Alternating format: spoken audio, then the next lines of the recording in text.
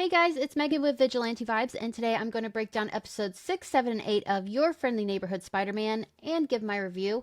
I have to say, I think some of these episodes were the strongest of all that we've been given, really. And I'm still exhausted from them dropping 3 episodes at a time because it's so much to take in. But what can you do?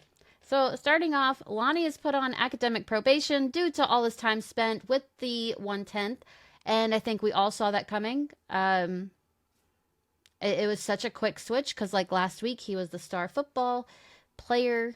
I don't understand sports. He was like the star football player. He was the big man on campus, and now he's on academic probation, which that tends to be what happens. Uh, he also does not show up to class, so he is Peter's partner, and Peter actually gets paired with Pearl as her new science partner, and Pearl is pissed about Lonnie, and that is understandable. So, moving on, Peter tries to bond with Harry and Nico at his apartment. It is super, super awkward, and I didn't like being in the room. It felt weird, but I get it. He wants his friend and his other friend. He's friends with both, so why wouldn't they be friends with each other? But I feel like that never actually works out the way you think it is. Attending a charity event for the Avengers Relief Fund, Norman Osborn meets with Secretary Ross, offering government contracts and security upgrades in exchange for turning a blind eye to Spider-Man. That was something, I will say. Something to point out, at the charity gala, Eleanor Bishop was there, Kate Bishop's mom. Osborn and Oliver Kingsworth are thanked for their help with the Lagos recovery. That's the first town destroyed in Age of Ultron. So I thought that was kind of cool. Getting an alert at the charity event, Norman has Peter check on the security breach at Oscorp, leaving Harry and Nico in their awkwardness. Spider-Man finds Daredevil at Norman's computer. Fighting on the roof, Daredevil tells Peter that Osborn is hiding something, which I think we all it comes with the character, you know? Harry accidentally reveals Peter's secret after Nico claims they tell each other everything. So, there was no winning in this situation. There just wasn't. He thought she knew. She thought she knew everything. Peter, you wanted them to be friends, so now they're really close friends. In the aftermath of Spider-Man's encounter with Daredevil, Norman reveals his history with Otto Octavius, who stole Oscorp projects and took them underground for his own recognition. Norman believes Daredevil was hired by Otto. At least that's what he tells Spider-Man. But, Daredevil doesn't really get hired by people like that, you know? Come on. Nico knows Peter is Spider-Man, and Peter now knows that Nico knows he's Spider-Man, and she is upset that he did not tell her. Which, I would be too. That's fair. Moving on, the Scorpions find the 110 safe house. Mac McGarren is given a brand new suit of armor from Otto. I liked it. I thought it was great. I thought the look for Mac looked really, really good. Norman is trying to track down Otto, and he's doing that by scanning for unique energy signatures from his tech, and Spider-Man starts tracking a gamma signature. I think we all know what gamma is, Don't need to explain that one. Harry meets with Nico to try and smooth things over. The duo eventually starts bonding and end up in a drag race with Hot Rod, which I guess that's a bonding experience. At the end of the drag race, Nico is protected by her amulet, which looks to contain some kind of magical power tied to her family history. And this is what I've been asking for.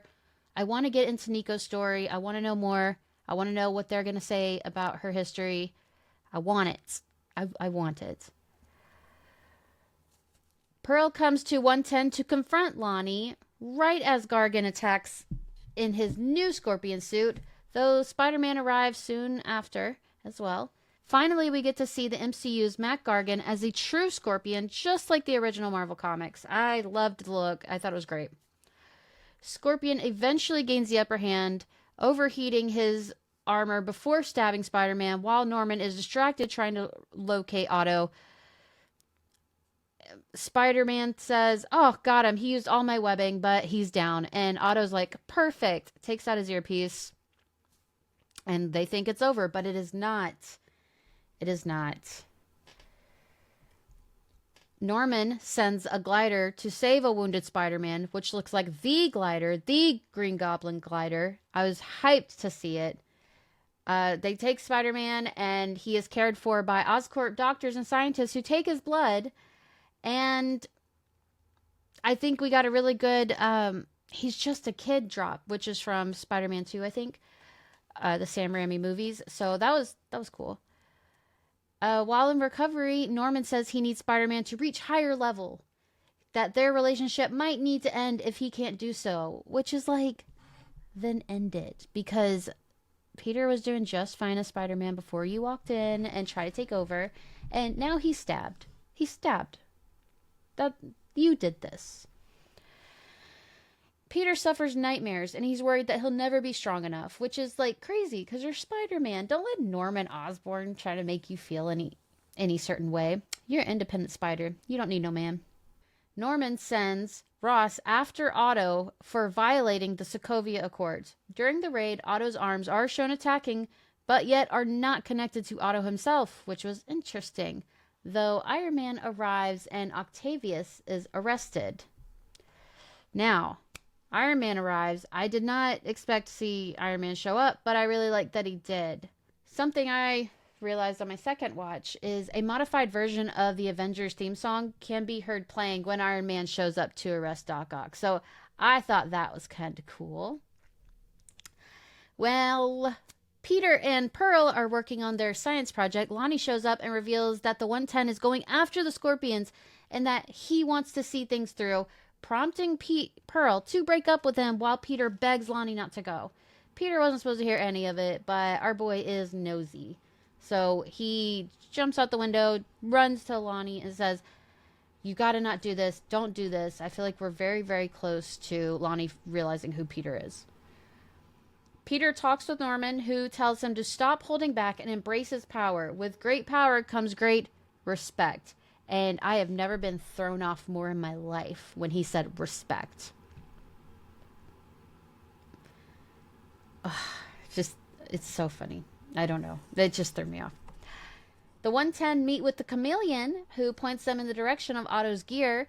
Last time we got anything about the Chameleon was in Kraven the Hunter, which I actually liked how they handled the Chameleon. Harry tells Peter that what Spider-Man needs to be should be up to him. Before revealing to him he had a brand new costume that was inspired by Peter's designs. We all saw the reflection. I was so pissed they ended the episode right there. So, I really liked this episode. I thought it was great. All three of the episodes. I thought number 6 was probably one of the best episodes we've gotten so far. And number 8. Number 7 was good, but like not as good as the others, I think. But I really enjoyed it. I thought they were great. I like where we're going. I also don't really know where we're going, if we're being honest, because so many things just keep happening that I don't... Usually I'm really good at assuming where things are going, but I don't know if that's just me being talented or shows just being predictable. But with Your Friendly Neighborhood Spider-Man, it is very different, and I dig it. I like it. I'm very excited to see what happens next, so make sure you click subscribe so you don't miss any of these. And keep up with me next week when I talk about the next few episodes. So, I hope you enjoyed. Let me know in the comments which episode you liked the most. Have a marvelous night.